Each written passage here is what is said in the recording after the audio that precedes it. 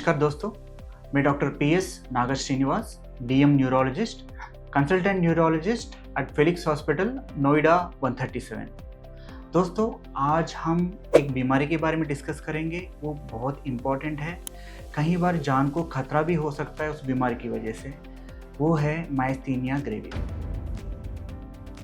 क्या आपको शाम होते होते पलकें भारी लगने लगता है, या थोड़ा सा बोलने से ही बातों में लड़खड़ाना लगते हैं, थोड़ा सा चबाने से ही टायर्डनेस फील करते हो? ये हो सकता है मायस्थीनिया ग्रेविस। डे टाइम में जब नींद से उठते हैं तो अच्छा महसूस करते हैं, बट ओवर द टाइम जब हम काम करने लगते हैं तो धीरे धीरे से टायर्डनेस बढ़ जाती है, बहुत ज़्यादा वीकनेस महसूस करते हैं।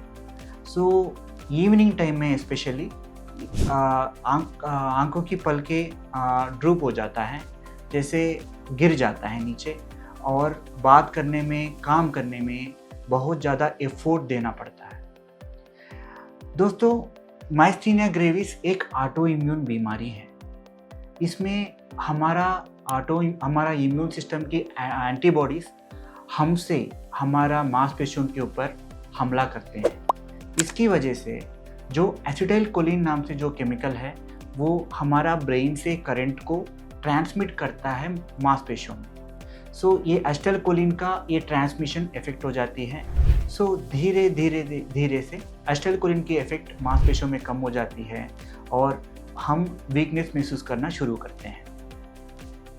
इसमें एसिटाइलकोलिन एंटीबॉडीज़ के अलावा मस्क एंटीबॉडीज़, ऐसा मल्टीपल एंटीबॉडीज़ भी है, वो उसके लिए हम जांच करके डायग्नोसिस करना पड़ती है। दोस्तों, सिम्टम्स एक बार रिवाइज करते हैं। आंख की पल के नीचे गिरना, ड्रूपिंग ऑफ आइज, एक चीज़ दो दिखना, दैट इज डबल विजन, बात करने वक्त लड़खड़ाना या बात करते वक्त क्लैरिटी खो जाना, कई बार निगलते वक्त दिक्कत महसूस करना, निगलते वक्त हमारा खाना नाक में आ जाना, इसको रिगर्गिटेशन बोलते हैं।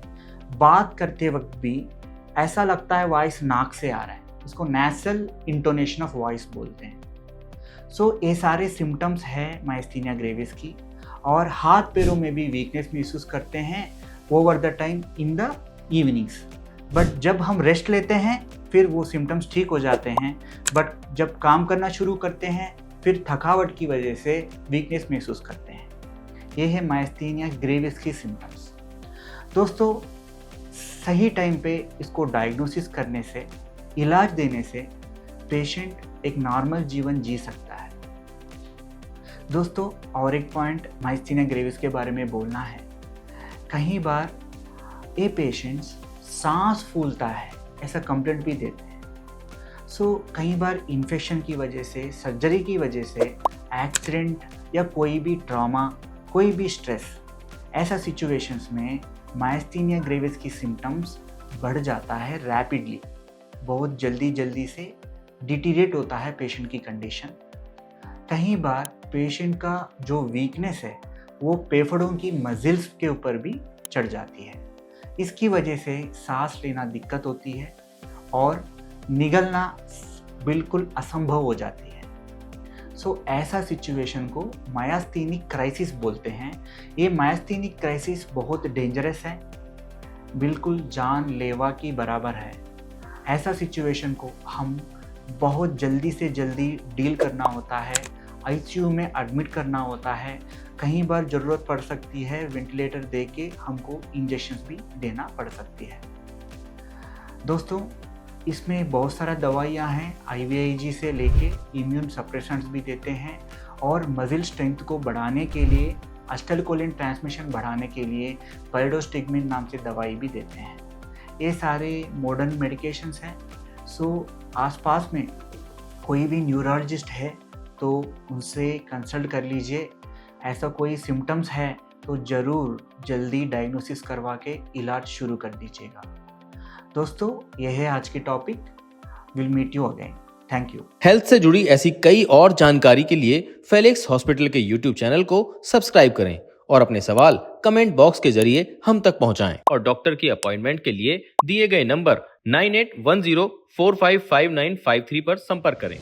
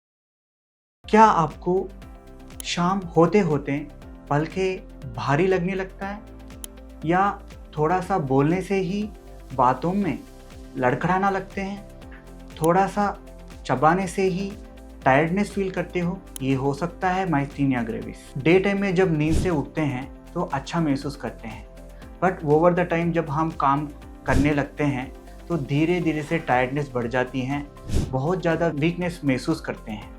सो इवनिंग टाइम में स्पेशली आंखों की पलकें ड्रूप हो जाता है, जैसे गिर जाता है नीचे, और बात करने में, काम करने में बहुत ज़्यादा एफर्ट देना पड़ता है।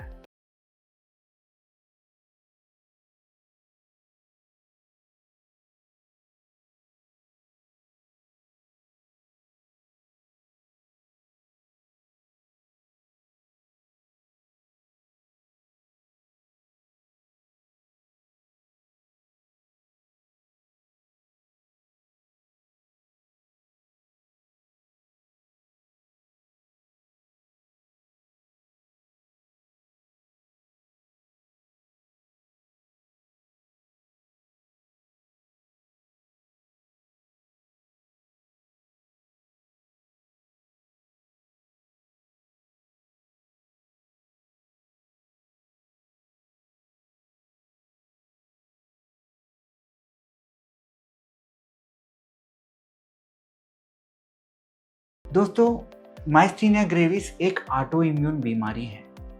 इसमें हमारा इम्यून सिस्टम की एंटीबॉडीज़ हमसे हमारा मांसपेशियों के ऊपर हमला करते हैं। इसकी वजह से जो एसिटाइलकोलिन नाम से जो केमिकल है, वो हमारा ब्रेन से करंट को ट्रांसमिट करता है मांसपेशियों में। सो ये एसिटाइलकोलिन का ये ट्रांसमिशन इफेक्ट हो जाती है। सो धीरे धीरे धीरे से एसिटाइलकोलिन की इफेक्ट मांसपेशियों में कम हो जाती है और हम वीकनेस महसूस करना शुरू करते हैं। इसमें एसिटाइलकोलिन एंटीबॉडीज़ के अलावा मस्क एंटीबॉडीज़, ऐसा मल्टीपल एंटीबॉडीज़ भी है, वो उसके लिए हम जांच करके डायग्नोसिस करना पड़ता है।